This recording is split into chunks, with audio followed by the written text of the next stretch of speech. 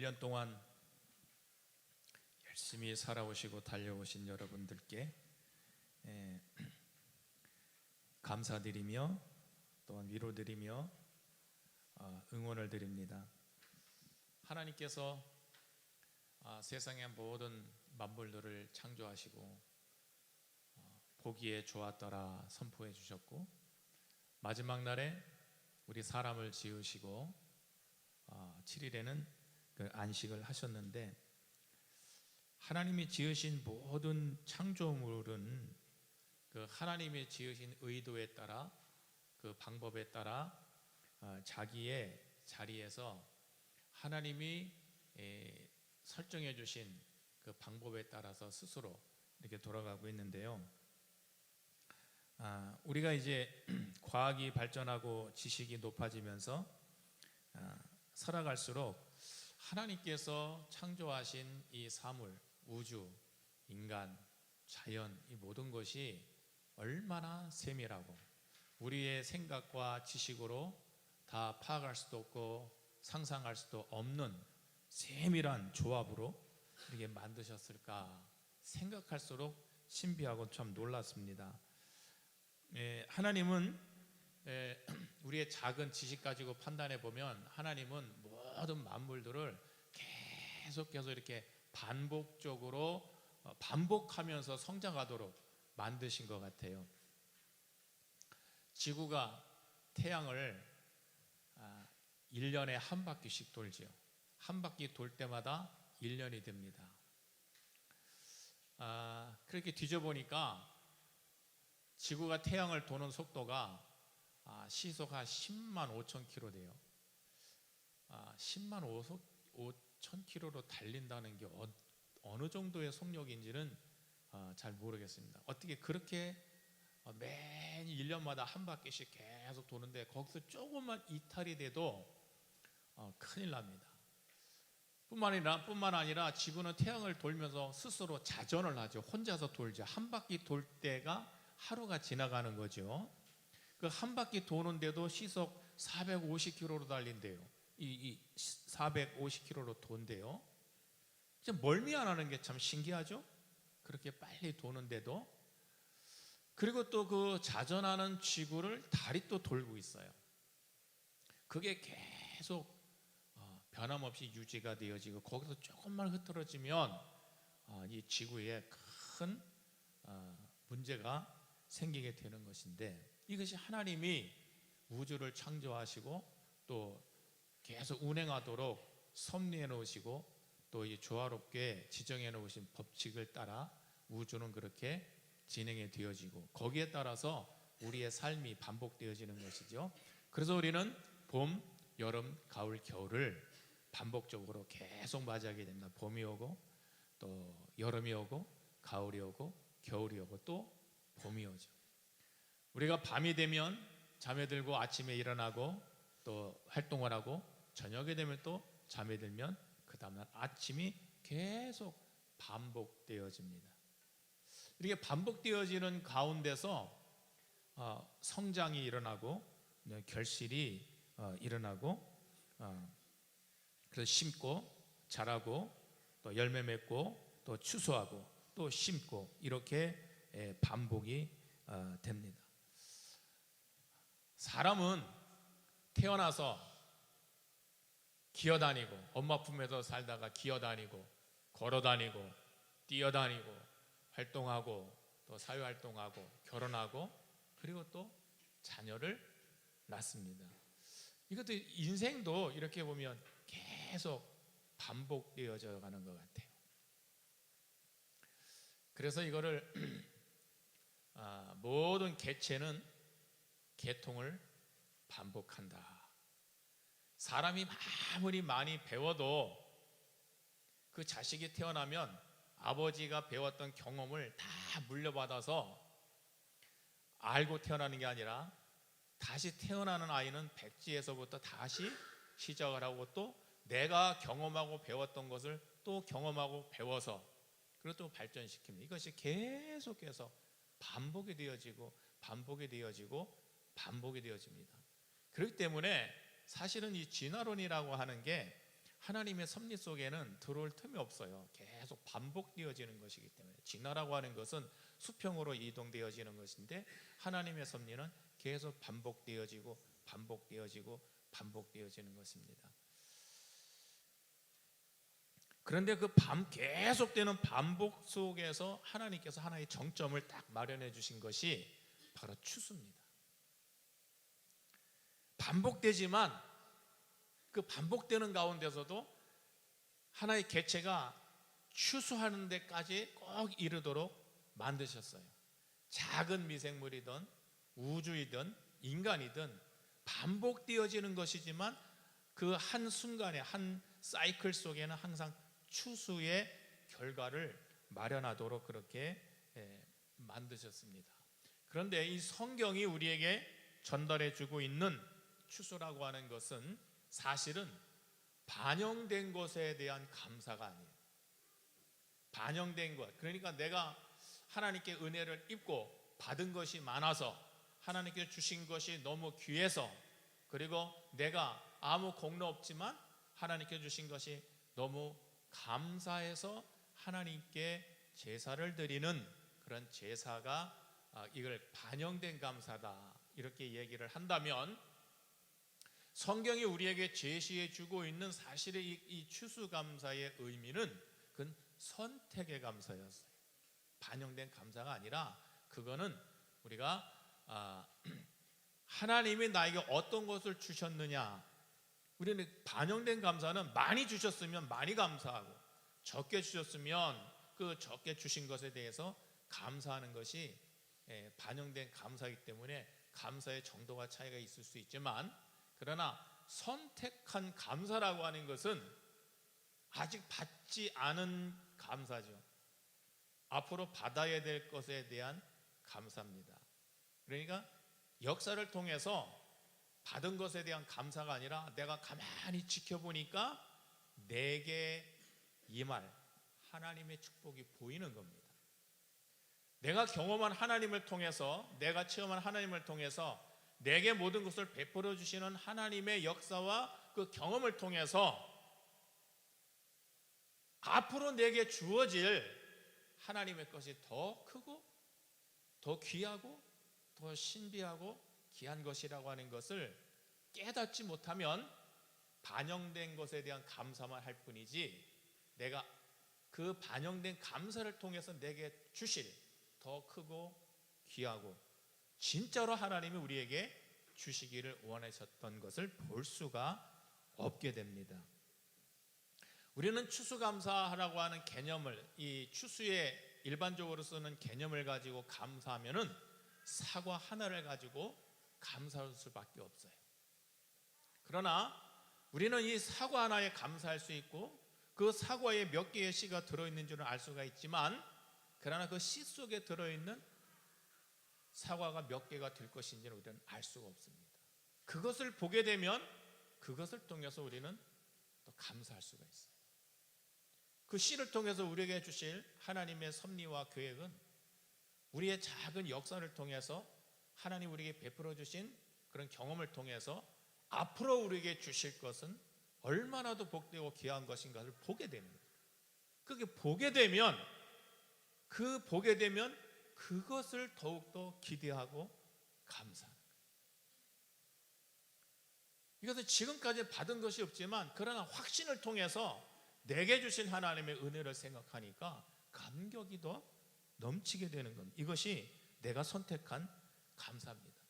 시편 50편 23절에 감사로 제사를 드리는 자가 하나님을 영화롭게 하느니 그 행위를 옳게 하는 자에게 내가 하나님의 구원을 보이리라. 이 말씀을 가만히 묵상해 보면 이건 주신 것에 대한 감사가 아니라 하나님께서 내가 감사를 드릴 때 내게 베푸실 하나님의 그 역사를 생각해 보면 감격과 감사가 넘치지 않을 수 없다. 이런 고백이 아닐까, 저는 그렇게 생각을 했습니다. 내가 하나님의 구원을 보이리라. 그렇기 때문에 이 성경에서 말하는 추수 감사는 그건 미래에 대한 감사다, 이렇게 얘기해 볼 수가 있습니다. 앞으로 내게 이루실 일에 대한 지금까지의 경험을 통해서 하나님께서 내게 베푸실 그 예비하신 것들은 더 감사할 수 있지 않겠나. 그래서 하나님이 우리에게 주신 그 미래는, 그 축복은 우리가 다 헤아릴 수 없지만 역사를 통해서 지금까지 에베네셀 축복해 주신 하나님의 섭리를 통해서 우리는 더 귀하고 복된 것을 볼 수가 있을 겁니다. 그래서 오늘 말씀의 제목을 오래된 미래라고 하는, 역설적인 미래라고 하는 것은 앞의 것인데 오래된 미래라고 하는 것은 과거의 역사를 통해서 우리는 미래를 볼 수 있다고 하는 의미도 뜻하고 있습니다. 이스라엘에는 3대 절기가 있죠. 유월절이 있고 맥주절이 있고 수장절이 있는데, 유월절은 어린 양의 피를 통해서 이집트에서 노예 생활에서 탈출을 했고, 모세의 인도를 따라 홍해를 건너서 광야 생활을 하게 됩니다. 유월절은 물과 피를 통해서 우리를 구원하신 예수 그리스도로 말미암아 우리를 구원하신 하나님의 구원의 시작입니다. 맥주절은 광야의 생활이 끝나고 정착이 시작이 되었을 때에 만나와 메추라기가 끊어지고 스스로 경작을 해서 추수하기 경작을 시작할 때에 하나님께 감사를 드리는 게 맥주절입니다. 수장절은 모든 것이 수확된 다음에 알곡과 가라지를 구분해서 창고에 드리는 것이 수장절입니다. 이스라엘의 그 유대의 3대 절기는 하나님께서 정해주신 반드시 지켜야 될 절기인데, 이 절기를 통해서 하나님은 이스라엘 백성들에게 오래된 미래를 보여주시는 거예요. 유월절과 맥주절과 이 수장절은 영원히 우리가 기억해야 될 앞으로 이루어질 과거의 역사를 통해서 우리에게 보여주시고 깨닫게 해주시고 투영해 주신, 앞으로 내가 하나님 앞에서 성취하고 이루고 누려야 될 그런 미래의, 오래된 미래를 우리에게 보여주신 거라고 생각해 볼 수가 있습니다. 하나님은 아브라함과 이삭과 야곱을 통해서 계약을 하시고 말씀을 하셨습니다. 나는 너의 하나님이 되고 너희는 나의 백성이 될 것이다. 마태복음 22장 31절 32절에 보면 부활에 대해서 설명하면서 이런 말씀이 나옵니다. 죽은 자의 부활을 의논할진대 하나님이 너희에게 말씀하신 바 나는 아브라함의 하나님이요 이삭의 하나님이요 야곱의 하나님이라 하신 것을 읽어보지 아니하였느냐. 하나님은 죽은 자의 하나님이 아니요 산 자들의 하나님이시니라. 이분들의 신앙은 과거의 신앙이 아니라 앞선 신앙입니다. 죽은 자의 하나님이 아니라 산 자의 하나님이라. 아브라함과 이삭과 야곱을 산자로 말씀해 주시고 있습니다. 그분들은 이스라엘의 조상입니다. 항상 나는 아브라함의 하나님이요 이삭의 하나님이요 야곱의 하나님이라고 하나님이 스스로 자기를 그렇게 보여주셨어요. 그리고 나는 죽은 자의 하나님이 아니라 산 자의 하나님이라. 히브리서 11장 13절 이하에 보면 이런 말씀이 나옵니다. 사람들이 다 믿음을 따라 죽었으며 약속을 받지 못하였으되 그것들을 멀리서 보고 환영하며 또 땅에서는 외궁이가 나그네로라 증거하였느니라. 이제는 너희가 다 더 나은 본향을 사모하니 곧 하늘에 있는 것이라. 그러므로 하나님이 저희 하나님이라 일컬음을 받으심을 부끄러워하지 아니하시고 저희를 위하여 한 성을 예비하셨느니라.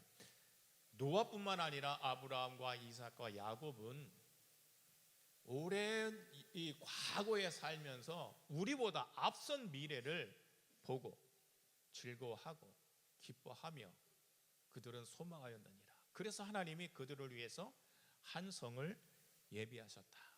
그들의 육신은 죽었지만 그들의 믿음과 그들의 영혼은 우리의 앞에 가 있다. 우리가 목표로 바라볼 그 성에 살아있다. 우리가 쉽게 얘기해도 성경은 이런 메시지를 우리에게 주고 있습니다. 고린도전서 15장 20절에서 24절 말씀에 보면, 그러나 이제 그리스도께서 죽은 자들 가운데서 다시 살아 잠자는 자들의 첫 열매가 되셨도다. 사망이 사람으로 말미암았으니 죽은 자의 부활도 사람으로 말미암는도다.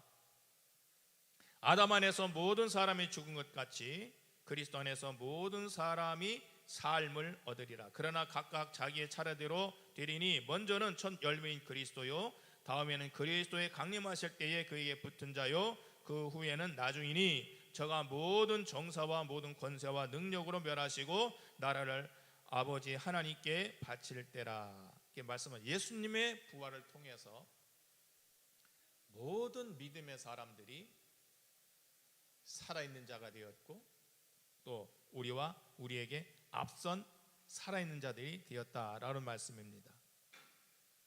누가복음 16장 19절에 우리가 잘 아는 거지 나사로의 죽음에 대해서 기록이 나옵니다. 부자가 있었고 그 부자 집에서 얻어먹던 나사로가 있었는데 둘 다 죽었어요. 나사로가 아브라함 품에 안겨 있더라라고 이 부자가 지옥에서 보게 됩니다. 주님이시여, 아브라함이시여, 저 거지 이 나사로에게 이 손가락에 물을 찍어서 내 혀에 찍어서 내 갈증을 좀 면하게 해 주십시오. 이렇게 이 부자가 하소연합니다. 성경에 왜 이것을 기록했을까요? 아브라함과 이삭과 야곱은 죽은 자가 아니라 예수 그리스도 안에서 산 자예요. 그러므로 우리의 믿음이라고 하는 것은, 감사라고 하는 것은, 추수감사는 우리가 받은 것에 대한 감사보다도 계속 봄, 여름, 가을, 겨울, 또 봄, 여름, 가을, 겨울이 계속 반복되어져 가는 가운데 하나님께서 그 반복된 그 삶을 통해서, 결과를 통해서, 그 추수를 통해서 우리에게 무엇을 주시고자 했던가, 무엇을 보게 하셨던가, 무엇을 최종적으로 이루게 하실 것인가를 계속해서 추수감사절 때마다 이스라엘 백성들에게, 오늘 우리에게 주시는 메시지입니다. 그래서 우리의 믿음은, 우리의 감사는 반영된 감사가 아니라 선택하는 감사가 되어야 할 줄로 믿습니다. 그래서 오늘의 본문의 말씀입니다. 항상 기뻐하라, 쉬지 말고 기도하라, 범사에 감사하라. 이는 예수 그리스도 안에서 너희를 향하신 하나님의 뜻이니라 말씀하시고 있습니다.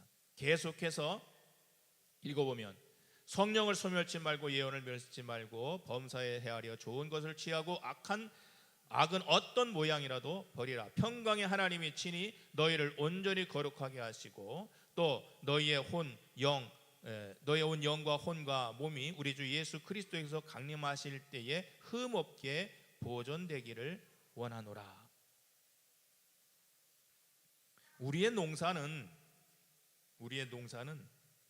기뻐하고 기도하고 감사하고 성령을 소멸치 않고 예언을 멸시하지 않으며 좋은 것은 취하고 악은 모양이라도 버리는 것이 우리의 농사입니다. 먹고 사는 문제는 그건 하나님이 공중에 나는 새를 먹이시듯이 다 먹이시기 때문에 하나님이 공중에 나는 새도 먹게 하신 것을 가지고 감사를 받으실 분은 아니시죠. 근데 우리는 그걸 굉장히 큰 하나님께 선심을 쓰듯이 감사를 하는데, 그것은 반영된 감사는 하나님이 원하시는 감사가 아니라 너희들이 선택한, 보이지 않지만 그러나 항상 기뻐하고 쉬지 말고 기도하고 범사에 감사하고 성령을 소멸치 않고 예언을 멸시하지 않으며 항상 선을 취하고 악을 버리고 평강의 하나님께서 우리에게 명령하신 혼과 몸과 영을 항상 보존하고 가꾸고 구분하고 성별해서 하나님이 예비하신 나 또한 살아서 살아있는 자들이 모이는 곳에 하나님께서 마지막에 추수할 때 부르심에 응답할 수 있는, 그것이 이 삶에서 계속되는 추수감사를 통해서 너희가 보고 깨닫고 확신하고, 그래서 감사는 너희가 되어라 하는 그런 메시지에 내가 확신을 하고 알게 되고 믿게 되면, 세상의 것으로 감사하는 것은 그건 정말 형식에 불과한 것이고, 내가 앞으로 예수 그리스도를 통해서, 아니 예수님께서 십자가에서 이루어주신 그 모습을 바라보게 되니, 조건에 따라 감사할 게 아니라, 형편에 따라 감사할 게 아니라 항상 기뻐할 수밖에 없고, 범사에 감사할 수밖에 없고, 쉬지 말고 기도할 수밖에 없고, 성령에 있는 것을, 예언에 있는 것을 순종하지 않고 실행하지 않고 감사하지 않을 수밖에. 이것이 오늘 우리에게 주신 추수의 의미, 감사의 의미, 내가 우리에게 주신 선택의 의미다. 그래서 감사할 때에 반영된 감사가 아니라 신령하고 거룩한 것을 보고 믿음으로 감사하고, 더욱더 신령과 진정으로 감사하는, 그래서 매년 반복되는 이 추수감사절이지만, 오래된 미래를 통해서 우리에게 보여주신 그걸 보면서 더욱더 신령과 진정으로 감사하는 여러분들이 되시기를 예수님의 이름으로 간절히 축원합니다. 기도하겠습니다.